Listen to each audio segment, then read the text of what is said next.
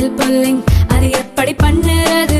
காலையில் எழுந்ததும் எதுவும் சாப்பிடாமல் இதயம் வளர்த்தை வாயில ஊத்தி நல்லா கொப்பளிக்கணும், அப்புறம் அதை துப்பிடணும். இதுதான் ஆயில் புல்லிங்.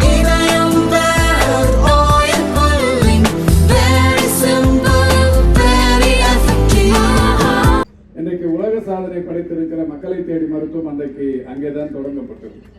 மக்களை தேடி மருத்துவம் என்கின்ற ஒரு மகத்தான திட்டம் 2021 ஆகஸ்ட் திங்கள் 5ஆம் தேதி கிருஷ்ணகிரி மாவட்டம் சாமணப்பள்ளியில் தொடங்கி வைக்கப்பட்டது.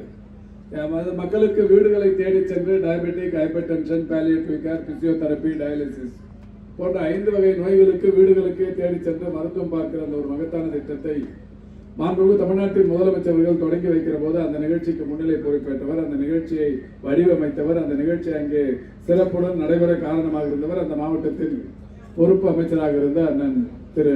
நாம் மருந்து பெட்டகத்தை தந்திருக்கிறோம், இது 1 கோடி பயனாளிகளை இந்த திட்டம் சென்றடைய வேண்டும் என்று சொன்னார்கள். ஆனால் ஒரு மிகப்பெரிய அளவிலான அதிசயம் என்னவென்றால் 50 லட்சமாவது பயனாளிக்கும் மாண்புமிகு தமிழ்நாட்டின் முதலமைச்சர்கள் தான் வந்து மருந்து பெட்டகத்தை சித்திரப்பாக்கத்தில் தந்தார்.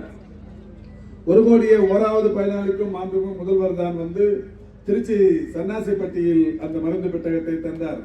அண்மையில் 2 மாதங்களுக்கு முன்னால் ஈரோடு பகுதியில் 2 கோடியே 1வது பயனாளிக்கும் நம்முடைய மாண்புமிகு முதல்வர் அவர்கள் மருந்து பெட்டகத்தை தந்தார்.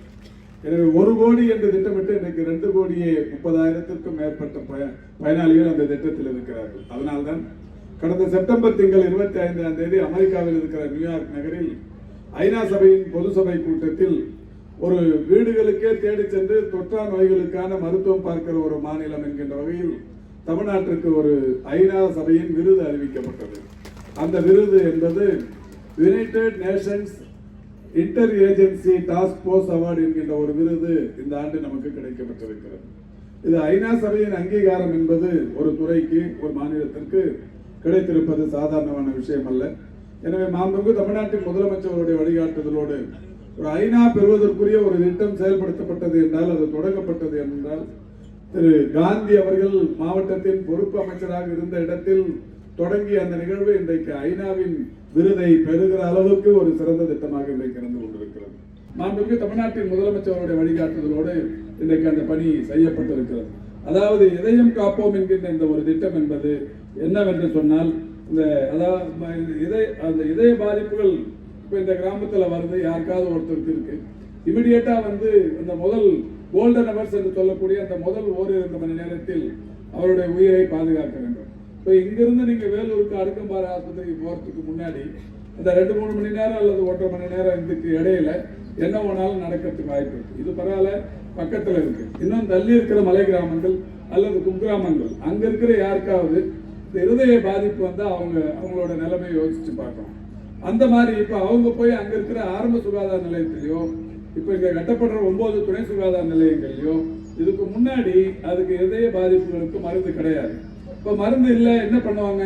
நேரா எப்படியா இருந்தாலும் நீங்க துணை சுகாதார நிலையத்துக்கு போனாலும் சரி, ஆரம்ப சுகாதார நிலையத்துக்கு போனாலும் சரி, அவங்க எங்க ரெஃபர் பண்ணுவாங்க?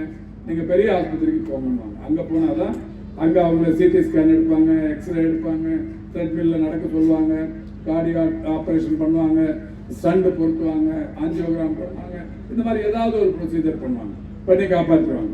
ஆனா அது வரைக்கும் இங்கிருந்து போற வரைக்கும் தாங்கணுமே. இதுதான் நம்முடைய மாண்புமிகு தமிழ்நாட்டின் முதலமைச்சர்கள் ஒரு திட்டத்தை கொண்டு வந்தார்கள்.